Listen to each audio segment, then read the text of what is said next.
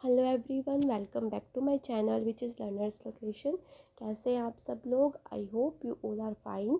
आज जो हम अपना नेक्स्ट क्वेश्चन करेंगे, Hamlet as a revenge tragedy. इससे पहले भी मैंने जो है एग्ज़ाम ओरिएंटेड जो क्वेश्चंस हैं वो अपलोड किए हुए हैं इस चैनल पे। आपने क्या करना है, एमए फर्स्ट ईयर और सेकंड ईयर नाम से जो है प्लेलिस्ट बनी हुई है, वहाँ पे जाके आपने वो अपने क्वेश्चन प्रिपेयर कर लेने हैं। अगर आपने कर लिए हैं तो आप अपना ये क्वेश्चन प्रिपेयर कर लेना। तो हम जो है अपना क्वेश्चन करते हैं शुरू। Hamlet as a revenge tragedy, ये जो है 16 मार्क्स के लिए पूछा जाता है ये क्वेश्चन, और ये बहुत ज़्यादा इंपॉर्टेंट क्वेश्चन है। मैक्सिमम टाइम आ जाता है एग्ज़ाम्स में। तो विलियम शेक्सपियर जो इसके राइटर थे, और अगर इससे पहले आपने मेरा चैनल सब्सक्राइब नहीं किया है तो please subscribe to my channel. यहाँ पे मैं एग्ज़ाम ओरिएंटेड क्वेश्चंस अपलोड करती हूँ। अगर आपको यूज़फुल लगे तो please subscribe to my channel. तो विलियम शेक्सपियर जो हैं, उनका जो जन्म था 23 अप्रैल को हुआ था, 1564 को हुआ था, और इनकी डेथ भी सेम डे हुई थी। ईयर का क्या था, 1660। सेम डे इनका बर्थ था और सेम डे ही इनकी डेथ थी। अब हमें इनका जो बर्थ और डेथ है जो हमें याद होनी चाहिए, क्योंकि इनका जो रोल है हमारी इंग्लिश लिटरेचर में बहुत बड़ा रोल है और बहुत बड़ा होता है। तो हमको इनकी तो याद होनी ही चाहिए, ठीक है। अब जो है ये क्या थे, इंग्लिश पोएट थे, प्ले राइट थे, एक्टर थे, वाई और बहुत बड़े राइटर की तरह हम इनको रिगार्ड करते हैं इंग्लिश लैंग्वेज में, और वर्ल्ड ग्रेटेस्ट ड्रामेटिस्ट थे। और इनको और क्या बोलते हैं, he is often cold England के नेशनल पोएट और बार्ड ऑफ इवोन, इनको इन नामों से भी बुलाया जाता है। अब इनके वर्क्स जो थे, इनकी वर्क की बॉडी में क्या क्या था, 38 प्लेस थे, 154 सोनेट्स थे, 2 लॉन्ग नरेटिव पोएम्स थी, और अदर वर्सेस भी थे। अब कोथे इनके बारे में क्या बोलते हैं, Shakespeare was not a theatre poet, ये थिएटर पोइट नहीं थे। The stage was too narrow, मतलब इनके लिए जो थिएटर का स्टेज है वो बहुत छोटा स्टेज है, क्योंकि इनकी जो इंटेलेक्ट थी, जो इनका टैलेंट था, वो बहुत बड़ा था उस स्टेज के according. Truly the whole visible world was too narrow, जो सारा संसार जो दिख रहा है ना, वो भी इनके लिए जो है छोटा पड़ जाएगा। इन्होंने इतनी तारीफ की है किसकी, शेक्सपियर की। Hamlet is written by William Shakespeare. It is first tragedy in Shakespearean series of great tragedy which is believed to be published between 1601 and 1603. The play is one of his successful, perfect and best play ever. ये क्या है, William Shakespeare ने लिखा था Hamlet, हम सबको पता है। और ये फर्स्ट ट्रेजेडी थी जो विलियम शेक्सपियर ने लिखी थी, और ये माना जाता है कि ये 1601 से लेके या 1603 के बीच में लिखी गई है। इसका जो टाइम है इसके बीच में पड़ता है, और ये बहुत ज़्यादा सक्सेसफुल हुई थी और परफेक्ट थी, और बेस्ट प्लेस के अंदर गिनती होती है इसकी। ट्रेजेडी क्या होती है, is a kind of drama which represent serious and important action turn out disaster for the chief character. अब जो है इसके अंदर क्या दिखाया गया है, ट्रेजेडी क्या होती है, सीरियस और इम्पोर्टेंट एक्शन होते हैं इसके अंदर, जो किसके लिए जो है गलत सिद्ध होते हैं। जो चीफ करेक्टर है, जो हीरो है, उसके लिए जो है वो डिजास्टर की तरह निकलते हैं, ठीक है, उसको बोलते हैं ट्रेजेडी। एरिस्टोटल ने क्या बोला है ट्रेजेडी को, story of a conspicuous man, जो कहाँ से गिरता है, प्रोस्पेरिटी से एडवर्सिटी में गिरता है, मतलब उसका डाउनफॉल होता है because of his error of judgement, उसे जजमेंट सही नहीं करनी आती, इसकी वजह से उसका जो डाउनफॉल होता है, वो मतलब गलत डिसीज़न लेता है, जिसकी वजह से उसका जो है ऊपर से नीचे उसका डाउनफॉल होता है।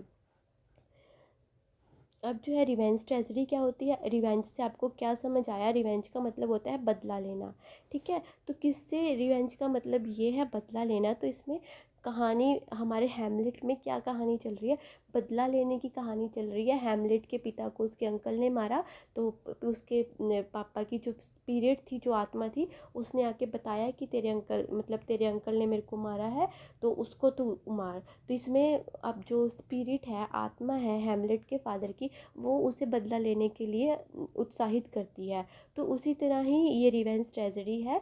और रिवेंज का मतलब अब आपको यहाँ से समझ आ गया होगा कि रिवेंज का मतलब क्या है।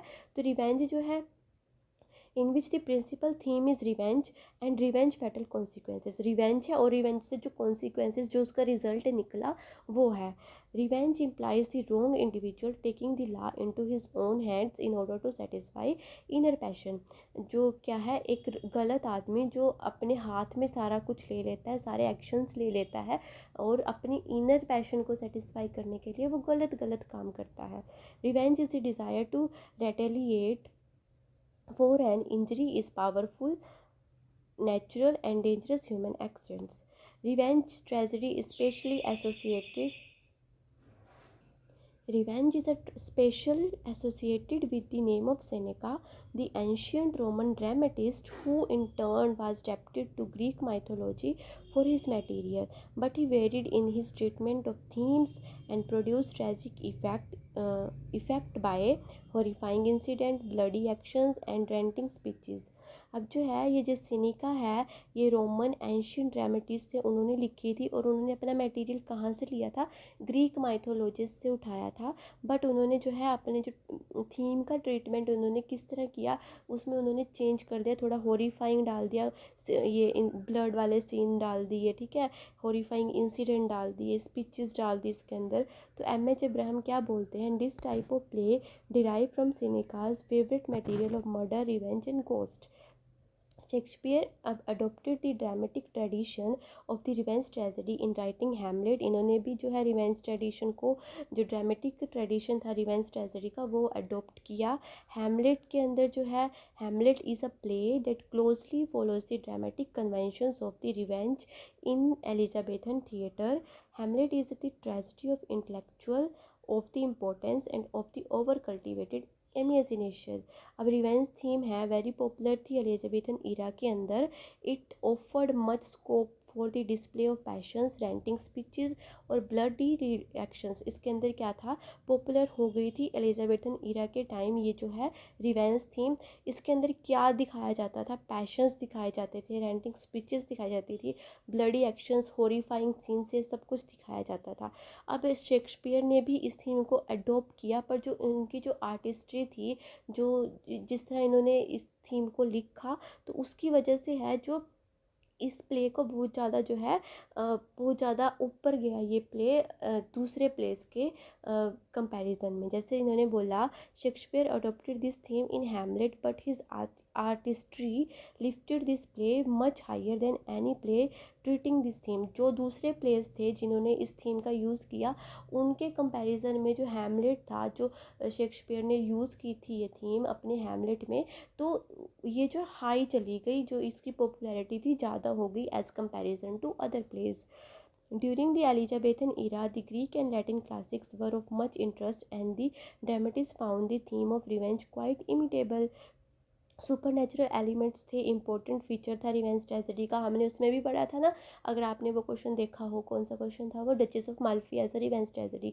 तो सुपर नेचुरल एलिमेंट्स उसके अंदर भी थे और इसके अंदर भी हैं, ठीक है। तो इसके अंदर उसके अंदर सुपर नेचुरल एलिमेंट्स कैसे थे, रियलिस्टिक थे, वो रियल लगते थे, ठीक है। उन्होंने जो सुपर नेचुरल एलिमेंट्स लिए थे वो जो है रियलिटी से उठाए थे। अब इनके सुपर नेचुरल एलिमेंट्स जो है गोस्ट है, जो रियलिटी में नहीं होते, ठीक है। तो गोस्ट का सुपर नेचुरल एलिमेंट लिया, the ghost of the dead which reveals the crime committed and identify the culprit, lays the duty of avenging the murder. क्या होता है, जो गोस्ट होता है वो बताता है कि मेरा मर्डर हुआ है, या फिर किसी और का बताएगा कि मर्डर हुआ है, किसने किया है, अब तो इन्हें इसका बदला लेना है। तो इसमें सुपर नेचुरल जो एलिमेंट था वो कौन था, हैमलेट के जो पिता की आत्मा थी वो ये रोल प्ले कर रही है। तो in Hamlet the spirit of his father urges him to take revenge from his uncle by murder him. अब जो इनके पापा थे वो बोल रहे हैं हैमलेट को कि तुम्हारे जो अंकल हैं उन्होंने मेरा मर्डर किया है, अब तुमने जो है उनका मर्डर करना है, उसके लिए जो है हैमलेट को उत्साहित कर रहे हैं, ठीक है। Hence he avenges the murder at the cost of his own life as well as life of many others. Thus revenge become the central theme of Hamlet and supernatural element is fully exploited।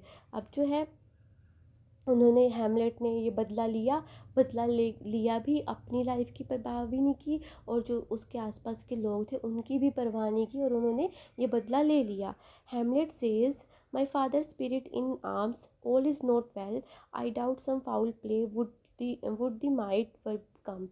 जो है ये बोल रहा है कि मेरे पिता की जो स्पिरिट है वो आई थी और उसने बताया सब कुछ सब सही नहीं है और जो है मेरे को कुछ फाउल प्ले लग रहा है, कुछ जो है मेरे को मतलब धोखेबाजी लग रही है और जो है अब मेरे को ये पता करना पड़ेगा, ठीक है। The theme of revenge is extended beyond the character. अब जो है जो हैमलेट था उससे अलग भी जो है यहाँ पे रिवेंज की थीम बैकग्राउंड में प्ले हो रही है। अकेला जो हैमलेट है वो अकेला जो है रिवेंज नहीं ले रहा, उसके साथ साथ जो है पीछे भी बैकग्राउंड में भी जो रिवेंज लिए जा रहे हैं। अब हम ये देखेंगे कि कौन कौन से रिवेंज है। There are other revenges also, और भी रिवेंजेस है। फ्रंटिन ब्रास जो है want to take revenge on Denmark for the losses sustained by his father in a duel with Hamlet father. अब जो फ्रंटिन ब्रास था वो जो है एक जो युद्ध हुआ था हैमलेट के फादर के बीच में और जो फ्रंटिन ब्रास के फादर के बीच में, उसमें जो लॉस हुआ था उसके फादर को, उसका बदला लेना था फ्रंटिन ब्रास ने। लीरियट ने लेना था उसके फादर का बदला, और जो इंसैनिटी हुई थी ओफिलिया की, जब ओफिलिया पागल हो गई थी, उसका बदला लेना था। और हैमलेट तो अपना बदला ले ही रहा था ना। तो इसमें जो है ये किसी की जान की परवाह नहीं करते, अपनी जान की परवाह भी नहीं करते और बदला भी ले लेते हैं, ठीक है। Thus there is the elements of murder, adultery, incestuous marriage, तो जो उन्होंने शादी की थी उसके चाचा ने उसकी मम्मी के साथ, faithlessness, all elements of revenge tragedy. अब जो है Shakespeare treatment of the theme of revenge is another important feature. Hamlet जो है has all the elements of Senecan revenge play, though it is the tragedy of blood and horror. The treatment of the theme is not so crude and gross as that of conventional revenge tragedy. These elements have been refined to rise Hamlet far above the cheap melodrama. अब इसमें जो blood and horror का use किया गया है वो जो conventional जो ट्रेजिडीज़ थी उनकी तरह नहीं किया गया है, उनसे जो है हट के जो यूज़ किया गया है। और इसलिए जो हैमलेट जो है उन पुरानी जो ट्रेजिडीज़ थी या फिर जो कन्वेंशनल ट्रेजिडीज़ थी उनसे अलग जो है दिखती है और उनसे ज़्यादा पॉपुलैरिटी हासिल की, ठीक है। Super natural elements is not so crude but act as an instrument of justice to punish the evil doer. जो है सुपर नेचुरल एलिमेंट्स आए वो जो है किस तरह as a instrument of justice की तरह यूज़ हुए हैं। उन्होंने बताया कि तभी तो जस्टिस कर पाया ना, और गलत जो लोग थे उनको जो मारा या फिर अच्छे लोगों को उन्होंने बचाया। तो इसी तरह जो है इविल ड्योर को ख़त्म करने के लिए, पनिश करने के लिए ये जो है सुपर नेचुरल एलिमेंट्स का यूज़ हुआ है।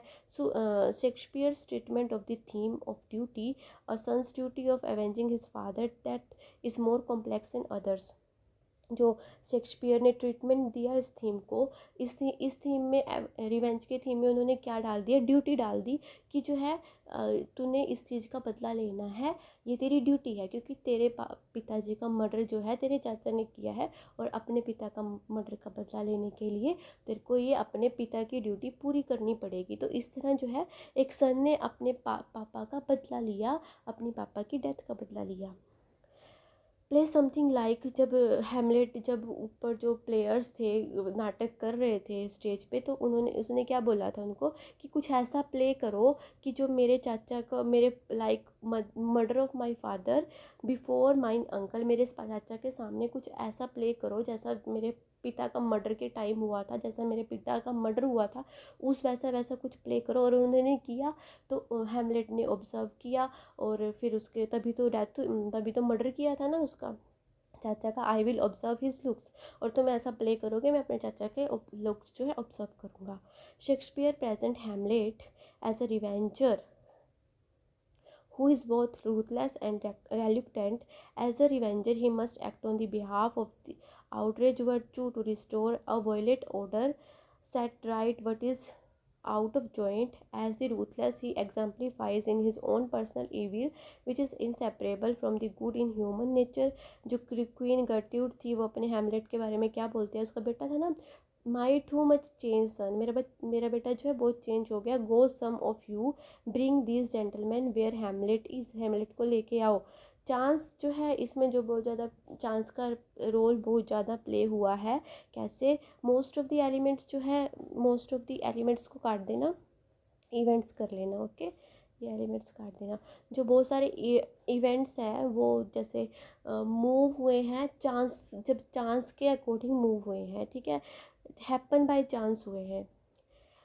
जैसे प्लेयर्स आए और किलिंग ऑफ पोलोनियस हुआ, attack of Hamlet ship by the pirates vessel, फिर हैमलेट वापस आया डेनमार्क में, फिर अराइवल हुआ फ्रंट इन ब्रास का लास्ट सीन में, क्या सबको मारने के लिए to maintain order in the closing of the scene and actions. अब जो है मेलोड्रामेटिक इवेंट्स भी हैं इसके अंदर, यहाँ पे चांस का रोल हो गया, यहाँ पे मेलोड्रामेटिक रोल हो गया।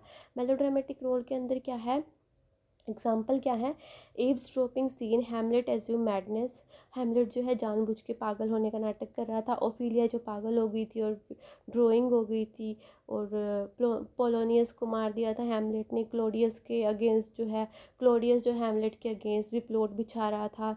अब लीरियड्स ऑफ और हैमलेट जो है leaping into Ophelia's grave, grappling with each other. Ship in the Hamlet travels to England, being attacked by pirates vessel. Finally, in the closing scene, several deaths taking place. A dead march exeunt, bearing of dead bodies, after which a pearl of ordnance is shot off. Greatness of the place depend upon the poetic quality, which is amply illustrated various soliloquies of Hamlet. Soliloquies का मतलब क्या होता है आपको पता है?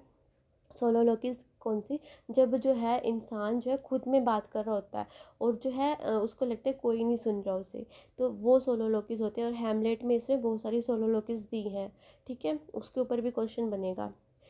But the following lines were chosen by the Matthew Arnold as example of Shakespeare grand style. If thou didst ever hold me in thy heart, absent thee from the felicity of while. Hamlet is a psychological play, as Shakespeare has portrayed Hamlet as a man of irresolution, in spite of extraordinary intellectual genius and personality.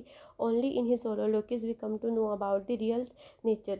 जो है जब वो अपने आप में बोलता था तब हमें पता लगता था कि हैमलेट का जो रियल नेचर है कैसा है। According to Goggin, it is not to be regarded as a tragedy of revenge but as a tragedy of human soul. ये जो है ह्यूमन सोल की ट्रेजेडी है, ना कि रिवेंज की ट्रेजेडी, अकॉर्डिंग टू किसके, गोगिन के according. Hamlet is loaded with emotional elements, Hamlet के अंदर जो है बहुत सारे इमोशनल एलिमेंट्स दिखाए गए हैं। Hamlet is also depicted as a man of strong emotions, he has tremendous capacity for feelings, in him emotion sometime become so strong to upset his equilibrium. इतने ज़्यादा इमोशंस हैं उसके अंदर कि वो अपना जो है इक्विलिब्रियम खो देता है, अपने आप को जो है स्थिर नहीं रख पाता। जो है in him emotion sometime become so strong to upset his equilibrium. This is clearly seen at the close of the scene with the ghost, ghost के साथ जो लास्ट सीन था, in the scene with Ophelia के साथ जो scene था, outburst हुआ जब उसने प्ले के बाद जो उसका आउटब्रस्ट हुआ था, ठीक है, और in the interview with his mother, in the church yard scene, I loved Ophelia 40,000 brother could not with all their quantity of love make up my sum. ये जो है ओफिलिया के बारे में बोल रहा है, ओफिलिया से वो कितना प्यार करता है उसके बारे में बोल रहा है। टू बी और नॉट टू बी जो क्वेश्चन आता है इसके अंदर, जो सारा टाइम उसके दिमाग में चलता रहता है, टू बी और नॉट टू बी, करूँ या ना करूँ, ये क्वेश्चन जो है हैमलेट को सारा दिमाग उसका इस पे ही चला रहता है। Shakespeare's concept of revenge is not simple, the question of revenge is caught up with the issue of good and evil. Evil is implicit in the fundamental conflict the play exhibits in the Hamlet. To be or not to be, that is the question, whether is nobler in the mind of to suffer. ये क्या मारूं या नहीं मारूं, या करूं या नहीं करूं, सही होगा नहीं सही होगा, ये क्वेश्चन जो है हैमलेट के दिमाग में चलता रहता है।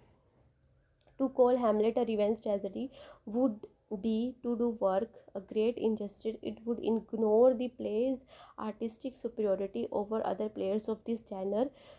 The language which evoked a special world befitting great tragedy, universal issue it takes up and tries to resolve the complex nature of its hero.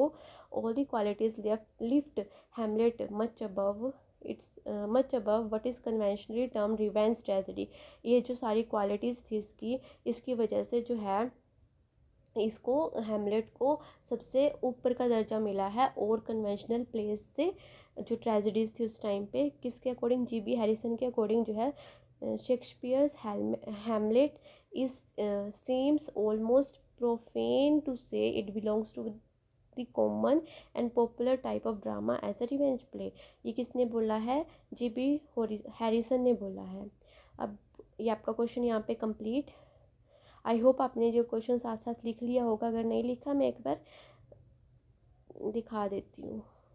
Important question है ये, आप स्क्रीनशॉट लेते रहना।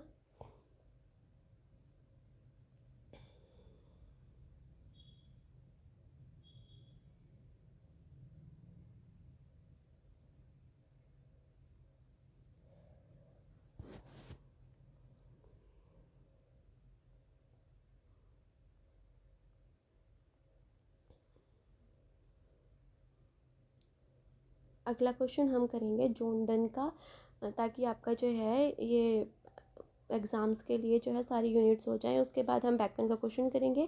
फिर जो रिमेनिंग क्वेश्चंस होंगे जो इंपॉर्टेंट होंगे वो मैं साथ साथ करवा दूंगी। और आपने जो है उसके मैंने डचेस ऑफ माल्फी के दोनों क्वेश्चन करवा दिए हैं, उसका एक दो क्वेश्चन रहता है वो भी मैं करवा दूंगी।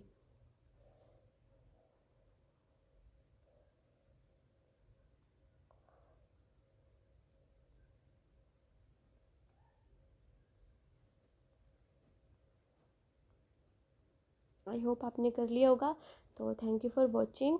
अगर आपको मेरा चैनल अच्छा लगा हो please subscribe to my channel. और अगर आपको जो इंपॉर्टेंट क्वेश्चन चाहिए आप कमेंट कर सकते हो, मैं करवा दूँगी। Thank you for watching.